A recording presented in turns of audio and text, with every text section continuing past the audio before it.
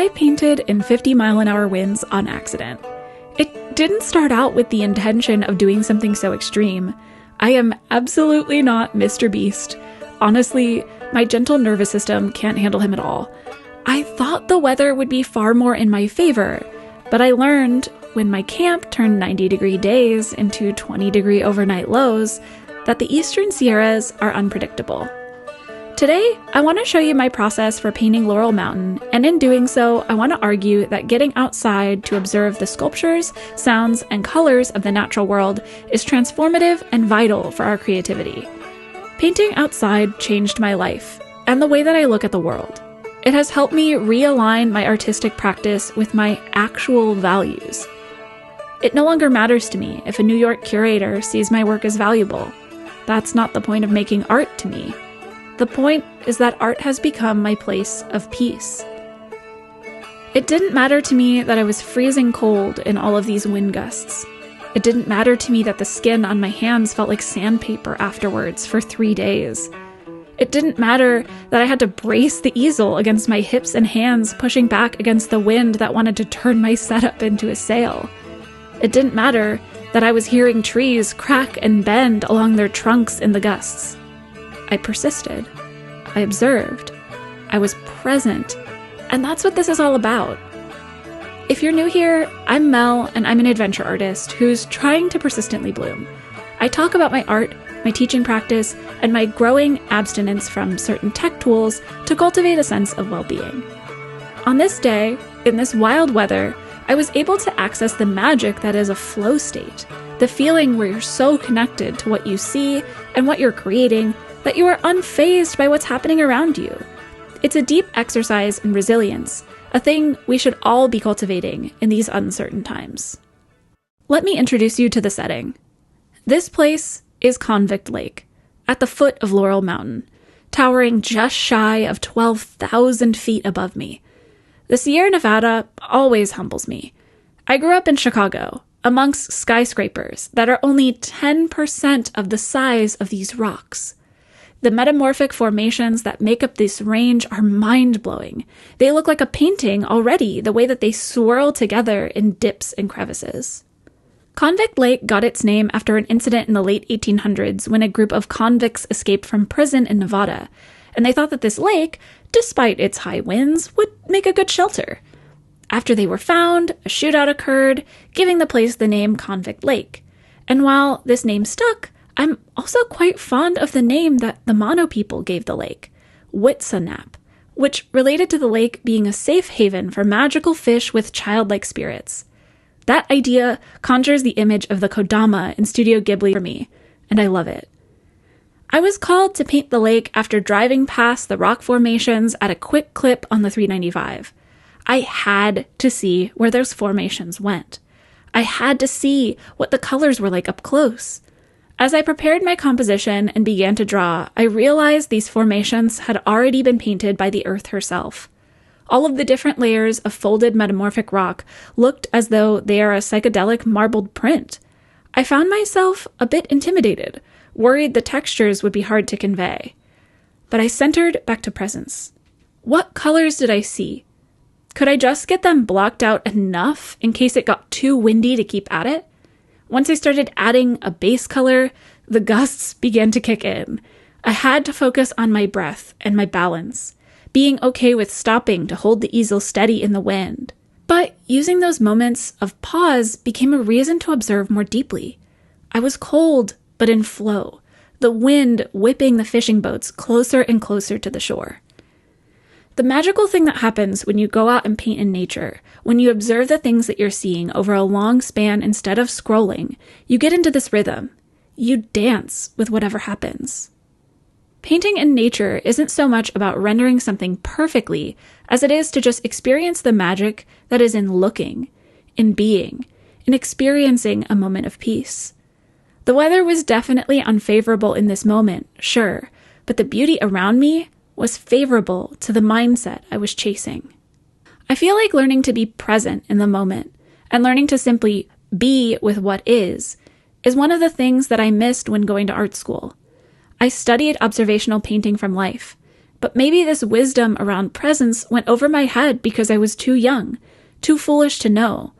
It's through the life experience of deep grief, learning to accept things like the inevitability of change and death, that mindfulness starts to make sense to me. Painting from observation is more than just a skill. It's a practice of stillness that has completely transformed me. It forces me to breathe and stay in my body, and to just look and be captured and enraptured by wonder. Here I am mixing the color 4 and painting in the sky. It's so satisfying to get color just right. As I'm laying on thicker and thicker layers, you can see the white caps forming on the lake behind me. The fishing boats that are out on the water are starting to question their own choice to come to Convict Lake today. I spent my formative years as an artist working primarily from photos, learning how to be good at rendering what I see as close to exact as possible. Working from photos gave me the most opportunity to control what was going to happen, a thing that I think we all do in life when we're young, in our 20s. We long for control in our planning and our ambitions. Though the certain type of world that we assumed would be there to support all of our plans and dreaming seems gone now, or deeply out of reach. But I still have hope. Now I have to be with color, with 50-mile-an-hour wind gusts, and with the acceptance that what I paint will surprise me. To be an artist is to accept that you'll never know everything, that you're in a constant state of learning and trying to grow, like being a kid again. When I gift myself this time to simply get out, get in touch with my childlike sense of wonder, and feel a sense of real hope, being present with the earth and all her changes, I stop worrying about being good enough. It allows me to just be with persistence as my main focus. Getting out in nature like this, no matter what the conditions are, is a choice to turn away from our phones, to get away from our screens and the distractions that are so easy for us, and to turn towards ourselves, our minds, and what we feel is possible. When I observe in nature, I see sculptures in the rock formations carved by plate tectonics. I hear a symphony of birdsong, and the color in the light of the natural world provides endless inspiration for me. Painting like this starts to feel like play in the same way that I experienced imaginative play as a kid. I'm free and loose and a little goofy. I make marks when I'm painting out in nature that I wouldn't make in the studio because I'm too careful. The time constraint and the weather changing quickly forces me to have to be adaptive and willing to accept what something is, where I would fuss over it and get anxious over it back home. This type of art is the perfect balm to my anxious personality. If you're watching this and you're feeling like, damn Mel, I relate to this so much and I want to try to make art in nature, but the idea of oil painting in 50-mile-an-hour winds sounds pretty terrible. Don't worry. I'm not suggesting that you get out in 50-mile-an-hour winds intentionally and throw a bunch of weight in the back of your easel like I do. For the beginner creative, I recommend that instead you go out and you observe. You look. That's the first step. Looking is half of the battle. See what you notice. One of my favorite things I did in order to start feeling confident out in nature again was just taking notes on my phone in my notes app of the different colors I was seeing. Trying to describe them clearly was a great first exercise. To try this yourself, relate the colors you see to common objects or items that feel familiar to you. If you have your own practice of observing in nature, share it with me or any questions you have in the comments. Before I share the finished painting, if you've watched this far and you're thinking, man, I want to feel playful and at peace when I'm being creative, I want to feel like my inner kid, I have good news. I'm working on a project called The Hiker's Way. I'm completely rewriting the artist's way for a modern, neurodiverse, and busy audience. I'm taking some of the meaningful strategies, leaving the ones that didn't work for me or my community, and sharing my own that I have found in these moments to make a transformative experience for folks to get out in nature and open up to their creative sense of play. If that sounds up your alley, sign up for my Substack. It's free to join, and there are paid options too if you'd like to support my work as a patron. Over there, you can read the script for this video and savor it more slowly, adding quotes to your notes app to carry them with you. In the next week or so, I'll be announcing info about where to get access to week 0 of the Hiker's Way for free. Yes, free. And that week, you'll get access to 4 podcasts that will teach you about my tools that have helped me heal my relationship to art, creativity, and to the world. I hope that it helps you develop a deep enthusiasm for the outdoors and map out a path toward your most creative self. I am so looking forward to all of us going on a group retreat together. Here I am, back at it in the studio, adding some of the greens from the eastern high desert chaparral along the sides here. You can see it along these horses riding on the Lakeshore Trail. Most of that bluish light green is all sage, and it smells incredible.